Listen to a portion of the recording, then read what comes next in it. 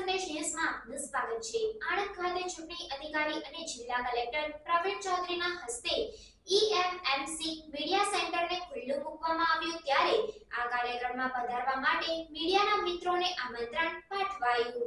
ચૂંટણી પંચની સૂચના થકી દરેક જિલ્લા ચૂંટણી અધિકારીએ એક ઇલેક્ટ્રોનિક મીડિયા મોનિટરિંગ સેલ ની રચના કરવાની હોય છે। આણંદ જિલ્લામાં ઇલેક્ટ્રોનિક મીડિયા મોનિટરિંગ સેલની રચના કરી દેવામાં આવી છે અને આજરોજ ઇલેક્ટ્રોનિક મીડિયા સેલ જે છે મોનિટરિંગ મીડિયા સેલ આનું ઉદ્ઘાટન કરવામાં આવ્યું છે।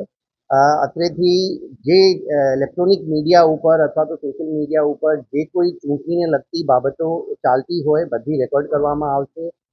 ફોર એક્ઝામ્પલ કોઈ ચેનલ ઉપર કોઈ પેડ ન્યૂઝ આવે તો પેડ ન્યૂઝ એક ગુનો છે, આપણે બધાને જાણીએ છીએ। તો પેડ ન્યૂઝ વગેરેની બાબતોનું પણ મોનિટરિંગ અહીંયાથી માહિતી વિભાગના અધિકારી કર્મચારીઓ દ્વારા કરવામાં આવશે। આ ઉપરાંત પણ આચારસંહિતાના ભંગ બાબતની પણ કોઈ ફરિયાદ કોઈ ન્યૂઝ ચેનલ ઉપર ચાલતી હોય તો તરત જ અહીંયાથી પણ ફ્લાઇંગ સ્ક્વોડ અને કન્સર્ન EROશ્રીને માહિતી આપવામાં આવશે, જેથી કોઈ પણ આચારસંહિતાની ભંગ બદલ પણ કાર્યવાહી કરી શકીએ।